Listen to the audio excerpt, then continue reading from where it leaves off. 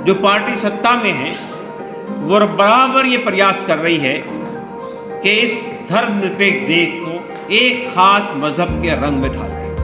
RSS जो BJP की सरप्रस्त तंजीम है, उसके सरसंचालक का जो अभी इंटरव्यू छपा है मोहन भागवत का, उसमें साफ तौर पे ये बात उन्होंने कही है कि ये देश एक हिंदू राष्ट्र है और उसको बनाना नहीं है, बल्कि ये हिंदू राष्ट्र है। आज लेजिस्लेचर पर एक पार्टी का कब्जा हो गया, ब्यूरोक्रेसी में भी अपने ही लोग लाने की कोशिश की जा रही है।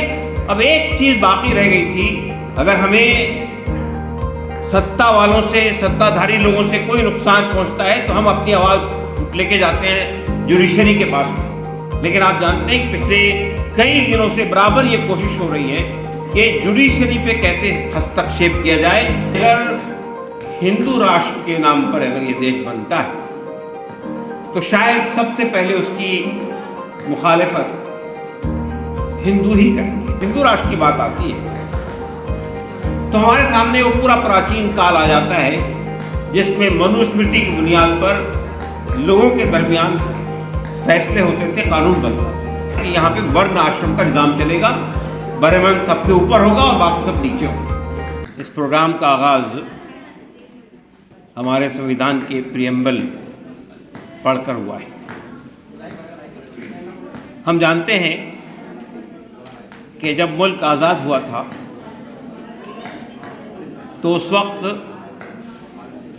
हम एक ऐसा राष्ट्र भी बना सकते थे जो एक धर्म के मानने वालों के सामने रखकर बनाया जा सकता था, यानी हम इसको हिंदू राष्ट्र बना सकते थे। लेकिन हमारे संविधान बनाने वालों में, जिसमें विशेष तौर पर अंबेडकर जी ने एक ऐसा संविधान बनाया जिसमें इसे सेकुलर मुल्क रखा गया, धर्मनिरपेक्ष मुल्क रखा गया, और ये कहा गया कि इसमें तमाम धर्म बराबर होंगे, कोई छोटा और कोई बड़ा नहीं होगा, सब बराबर होंगे।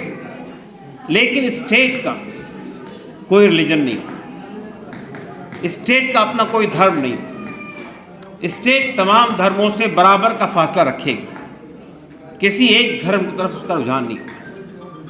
आज जब देश 75 साल मना रहा है आज़ादी के, जो पार्टी सत्ता में है वो बराबर ये प्रयास कर रही है कि इस धर्मनिरपेक्ष देश को एक खास मजहब के रंग में ढाले, और ये बताने की कोशिश कर रही है कि इसमें मेजॉरिटी जो है हिंदुओं की है, इसलिए ये हिंदू राष्ट्र है। अभी आपने देखा होगा आरएसएस जो बीजेपी की सरप्रस्त तंजीम है, उसके सरसंचालक का जो अभी इंटरव्यू छपा है मोहन भागवत का, उसमें साफ तौर पे ये बात उन्होंने कही है कि ये देश एक हिंदू राष्ट्र है और उसको बनाना नहीं है, बल्कि ये हिंदू राष्ट्र है। तो जाहिर बात है कि ये हम समझते हैं कि संविधान का उल्लंघन है। ये देश जब बनाया गया था उस वक्त साफ तौर पर ये बात कही गई थी कि ये किसी धर्म विशेष का देश नहीं होगा, तमाम धर्म के मानने वालों का बराबर का राइट होगा, सबको इक्वल स्टेटस होगा। ये जो कोशिश हो रही है, इस कोशिश के खिलाफ हमें आवाज उठानी है। आप जानते हैं कि अगर हिंदू राष्ट्र के नाम पर अगर ये देश बनता है तो शायद सबसे पहले उसकी मुखालिफत हिंदू ही करेंगे। इसकी वजह ये है कि उसका जो कानून होगा वो कानून किस चीज़ पर आधारित होगा। हम समझते हैं कि जाहिर बात है जब हिंदू राष्ट्र की बात आती है तो हमारे सामने वो पूरा प्राचीन काल आ जाता है जिसमें मनुस्मृति की बुनियाद पर लोगों के दरमियान फैसले होते थे, कानून बनता था, जिसमें अगर हिंदू राष्ट्र नाफिज होता है तो वर्ण आश्रम के आधार पर फिर वही संविधान ने ये बात कही कि यहाँ पे जो लोग हैं तमाम सिटीजन बराबर हैं, कोई दलित हो या ब्राह्मण हो, कोई ऊंची जात का हो या नीची जात का हो, वो सब बराबर हैं, उनके दरमियान कोई फ़र्क नहीं है। लेकिन अगर आप हिंदू राष्ट्र बना देते हैं तो फिर जाहिर बात है कि यहाँ पे वर्ण आश्रम का निज़ाम चलेगा, ब्राह्मण सबसे ऊपर होगा और बाकी सब नीचे होगा। तो ये बहुत बड़ा चैलेंज है जो आज 75 साल के बाद हमारे सामने आया है। जिस शख्स ने गांधी जी की हत्या की थी, आज उसको गांधी जी के बराबर का दर्जा दिया जा रहा है। आप जानते हैं कि अभी एक गांधी और गोडसे पर एक फिल्म आई है और उसमें ये बताने की कोशिश की गई है कि जिस स्टेचर पे गांधी जी हैं, जो कंट्रीब्यूशन उनका है वही कंट्रीब्यूशन गोडसे का भी।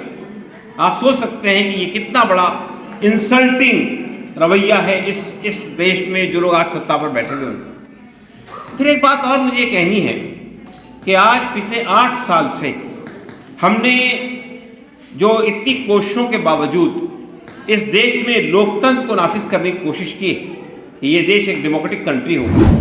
आज देख रहे हैं उस वक्त ये कोशिश की गई थी कि जो डेमोक्रेसी के पिलर्स हैं, चाहे वो एग्जीक्यूटिव हो, चाहे वो लेजिस्लेचर हो, चाहे वो जुडिशरी हो, ये सब बराबर के स्तर पर रहेंगे, कोई किसी के ऊपर में हस्तक्षेप नहीं करेगा।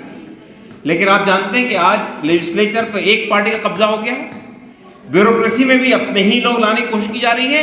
अब एक चीज़ बाकी रह गई थी, अगर हमें सत्ता वालों से, सत्ताधारी लोगों से कोई नुकसान पहुंचता है तो हम अपनी आवाज़ लेके जाते हैं जुडिशरी के पास में। लेकिन आप जानते हैं कि पिछले कई दिनों से बराबर ये कोशिश हो रही है कि जुडिशरी पे कैसे हस्तक्षेप किया जाए। अभी जो लॉ मिनिस्टर का लेटर है चीफ जस्टिस के नाम, उसमें ये बिल्कुल वाज़ेह है, क्लियर है कि ये गवर्नमेंट कोलिजियम का जो सिस्टम है उसको ख़त्म करके जो जजेस हैं उसके अपॉइंटमेंट पे दखल देना चाहती है। जाहिर बात है कि अभी भी हम देख रहे हैं कि जुडिशरी में से बहुत सारे फैसले ऐसे आ रहे हैं जिसमें इनका हस्तक्षेप साफ नज़र आता है। बाबरी मस्जिद के फैसले को आप उठाकर देखिए, 2019 नवंबर में दिया गया बाबरी मस्जिद का फैसला है। मैं India Muslim personal law board की बाबरी मस्जिद कमेटी का कन्वीनर रहा हूँ 19 साल तक के। आप उस फैसले को उठाकर देखिए, उस फैसले में जितने ऑब्जर्वेशन हैं सब मुसलमानों के फेवर में, लेकिन अल्टीमेट डिसीजन जो है उन लोगों के हक में दे दिया गया जो बाबरी मस्जिद को शहीद करने वाले लोग थे। तो ऐसे कई फैसले हैं, आप उठाकर देखेंगे तो आपको अंदाज़ा हो जाएगा कि उसमें भी हस्तक्षेप हो रहा है। लेकिन ये गवर्नमेंट उससे मुतमईन नहीं है, उससे संतुष्ट नहीं है। वो ये चाहती है कि अपने लोग, आरएसएस के सत्ताधारी लोग जुडिशरी के मनसब पर बैठे। इसलिए अब वो ये कोशिश कर रही है कि जजेस के अपॉइंटमेंट में भी उनको दखल देने का मौका मिल जाए।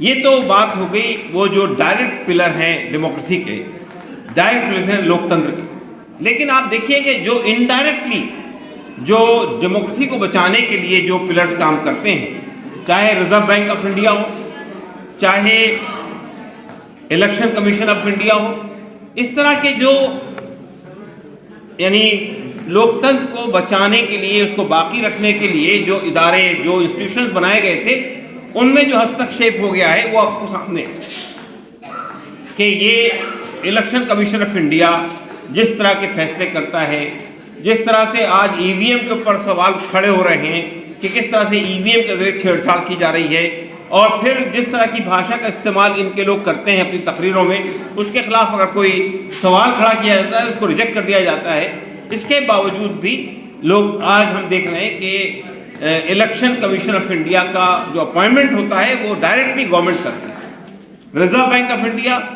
गवर्नमेंट के हाथ में खिलौना बन गया है। 2016 में जो नोटबंदी की गई उसके लिए जिस तरीके से रिजर्व बैंक ऑफ इंडिया से मशवरा करना चाहिए था, ऐसा कुछ नहीं किया। तो हम ये देख रहे हैं कि सिर्फ ऐसा नहीं है कि ये जो डायरेक्ट पिलर है लोकतंत्र के उनसे छेड़छाड़ की जा रही है, बल्कि जो इनडायरेक्टली जिन लोगों को अलग रखा गया था, ऑटोनॉमस रखा गया था, उनमें भी हस्तक्षेप किया जा रहा है। ईडी हुकूमत के हाथ में एक टूल बन गया है। जो भी आदमी आपसे विरोध करे हुकूमत के फैसले से, ये हमारा संवैधानिक अधिकार है, लेकिन अगर आप हुकूमत के फैसले का विरोध करते हैं तो आपके खिलाफ ईडी के रेड पड़ने शुरू हो जाते हैं। आज अपोजिशन पार्टियों के साथ में हो रहा है, बड़े बड़े बुद्धिजीवी लोगों के साथ में हो रहा है। भीमा कोरेगांव में जो लोग बंद हैं वो कौन लोग हैं? वो देश के बुद्धिजीवी लोग हैं। उन पे ये इल्ज़ाम लगाया गया कि वो नक्सलाइट हैं, नक्सलाइट को प्रमोट करते हैं, उनको आज जेलों में बंद कर दिया गया। कितने बड़े बड़े लोग हैं, 80 साल के बुजुर्ग हैं, और फादर स्टेन है जिनकी डेथ हो गई जेल के अंदर ही।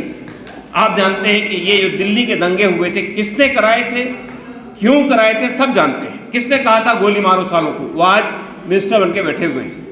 लेकिन जिन लोगों ने सीए की लड़ाई लड़ी थी, आज वो जेल के अंदर है पिछले 2 साल से, बल्कि और से आगे से जेल के अंदर बंद है। उन पे यूएपीए और ये जो ड्रैकोनियन लॉज है वो उनके खिलाफ लगा दिए गए। तो ये कोशिश की जा रही है कि कोई आवाज़ विरोध में खड़ी ना हो। आपने सुना कि उन लोगों के अंदर मेरा बेटा भी है जिसका नाम उमर खालिद है। तो ये जो कोशिशें हो रही है, ये कोशिशों के खिलाफ हमें खड़ा होना है। अगर हम खड़े नहीं होंगे तो याद रखिएगा कि जो कुछ भी हमें अवसर मिला हुआ है बात करने का, ये भी खत्म हो जाएगा। दोस्तों और साथियों, ये एक बड़ी चुनौती है हमारे सामने कि ये जो लोग आज सत्ता में बैठे हुए हैं, अगर इनको हटाया नहीं गया तो इसके बाद ये जो संविधान जिसकी आप दुहाई देते हैं, जिसको आप पेश करते हैं, ये संविधान अगर बाकी भी रह गया तो उसकी स्पिरिट खत्म हो जाएगी, लेटर्स रह जाएंगे, स्पिरिट खत्म हो जाएगी। लेकिन ये लोग उसमें भी हस्तक्षेप चाहते हैं। अगर ये दोबारा पावर में आ गए 2024 के अंदर, तो फिर ये संविधान जिसकी हम दुहाई देते हैं, ये भी बाकी नहीं रहेगा। इसलिए मैं समझता हूँ कि ये हम और आप सबका ये एक बहुत बड़ा जिम्मेदारी है कि हमें आने वाले 2024 के इलेक्शन के अंदर बहुत ही अच्छे अंदाज में ये कोशिश करनी है कि इन लोगों को कैसे हम सत्ता से बाहर करें। मैं समझता हूँ कि ये चंद बातें थी जो मुझे आप सामने रखनी थी।